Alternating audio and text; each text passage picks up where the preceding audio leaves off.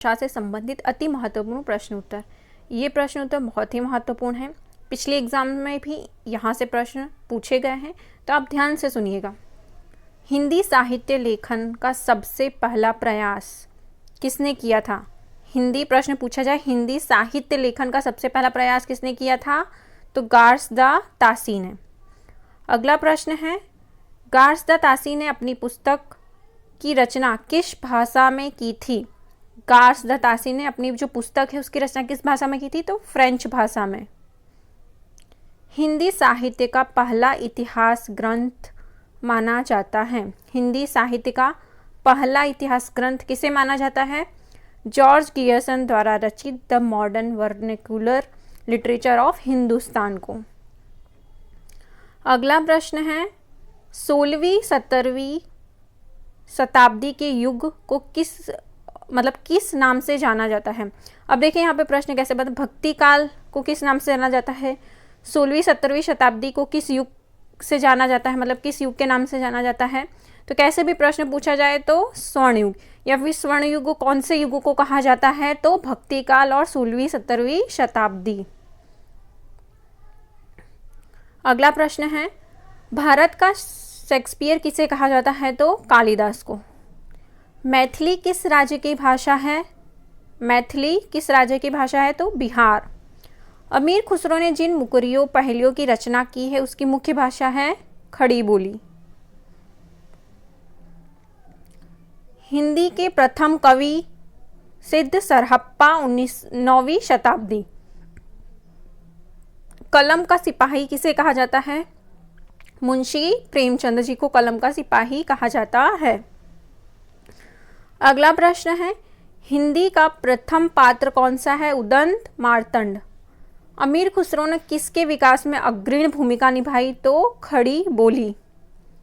भारतेंदुकृत भारत दुर्दशा किस साहित्य रूप का हिस्सा है? तो नाटक साहित्य।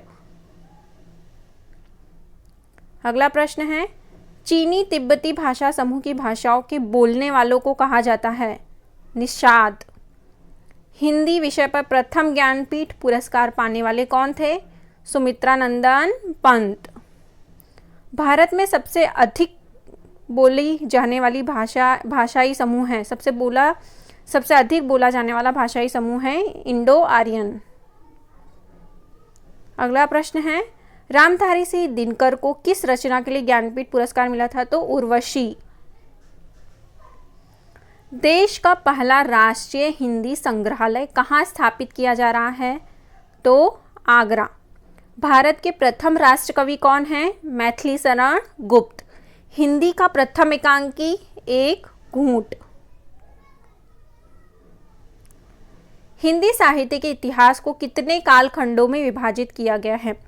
4 कालखंडों में, आदिकाल, वीरगाथा काल, मध्यकाल या भक्ति काल जिसे स्वर्ण युग भी कहा जाता है, उत्तर मध्यकाल या रीतिकाल और आधुनिक काल। एक नार पिया को भानी तन को वाको सगरा ज्यों पानी, यह पंक्ति किस भाषा की है? ब्रज भाषा। संविधान की 8वीं अनुसूची के अनुसार कितनी भाषाओं को राजभाषा के रूप में संवैधानिक मान्यता प्राप्त है? तो 22 भाषाएं। अगला प्रश्न है, हिंदी गद्य के प्रतिस्थापक कौन है? आचार्य महावीर प्रसाद द्विवेदी। हिंदी के सर्वप्रथम दैनिक समाचार पत्र सुधा वर्षण। रानी केतकी की कहानी की भाषा को कहा जाता है खड़ी बोली।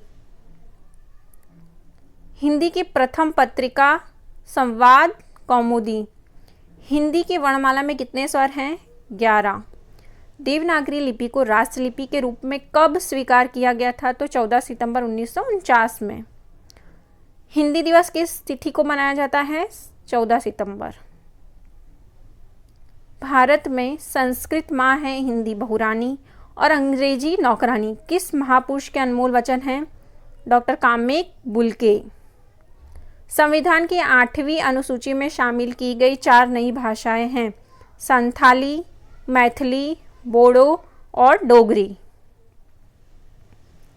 महादेवी वर्मा को किस रचना के लिए ज्ञानपीठ पुरस्कार मिला? तो यामा के लिए। मैला आंचल उपन्यास के लेखक कौन हैं?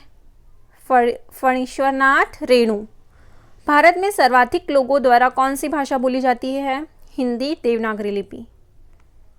अगला प्रश्न है, मध्य प्रदेश के किस जिले को देश का प्रथम हिंदी साक्षर जिला घोषित किया गया है? तो नरसिंहपुर को। हिंदी खड़ी बोली के जन्मदाता हैं भारतेंदु हरिश्चंद्र। आधुनिक युग की मीरा किसे कहा जाता है? महादेवी वर्मा को। हिंदी साहित्य की प्रथम कहानी है इंदुमती। विश्व में सर्वाधिक भाषाएं किस देश में बोली जाती हैं? भारत। संविधान के किस अनुच्छेद के अनुसार हिंदी भारत की राजभाषा है? अनुच्छेद 343(1). हिंदी भाषा का प्रथम महाकाव्य किसे कहा जाता है? पृथ्वीराज रासो चंद बरदाई की रचना को। बांगरू बोली का किस बोली से निकट संबंध है? खड़ी बोली। हिंदी के सर्वप्रथम गीत लेखक हैं विद्यापति। हिंदी का प्रथम उपन्यास परीक्षा गुरु श्रीनिवास दास। हिंदी में आशुलिपि के जन्मदाता कौन है? राधेलाल द्विवेदी। आधुनिक युग के चरण है रामधारी सिंह दिनकर। ऑस्ट्रिक भाषा समूह की भाषाओं को बोलने वालों को कहा जाता है किरात। कौन सी? ऑस्ट्रिक भाषा समूह की बोलने वालों को क्या कहा जाता है? किरात। साहित्यकार अज्ञेय जी का पूरा नाम? सच्चिदानंद हीरानंद वात्स्यायन अज्ञेय। इनमें किस इतिहासकार ने सर्वप्रथम रीतिकालीन कवियों के सर्वाधिक परिचयात्मक विवरण दिए हैं? तो मिश्रबंधु ने। रामचरितमानस में कितने कांड है? 7। या फिर पूछा जाए कितने खंड हैं? यह युग बच्चे के समान हंसता खेलता आया था, जिसमें बच्चों की सी निश्चलता, अक्खड़पन, सरलता और तन्मयता थी। यह कथन किस आलोचक का है? तो आचार्य रामचंद्र शुक्ल। सुंदर परम किशोर बैक्रम चंचल नयन विशाल कर मुरली सिर मोर पंख पीताम्बर उर बनमाल। ये पंक्तियाँ किस रचनाकार की हैं? तो सूरदास। चलिए देखते हैं आपने इन प्रश्नों को कितने ध्यान से सुना और समझा है। 2 प्रश्नों के उत्तर आपको देने हैं, कमेंट बॉक्स में लिखना है। रामधारी सिंह दिनकर को किस रचना के लिए ज्ञानपीठ पुरस्कार मिला था? इसका उत्तर आप लोगों को कमेंट बॉक्स में लिखना है। आधुनिक युग की मीरा किसे कहा जाता है?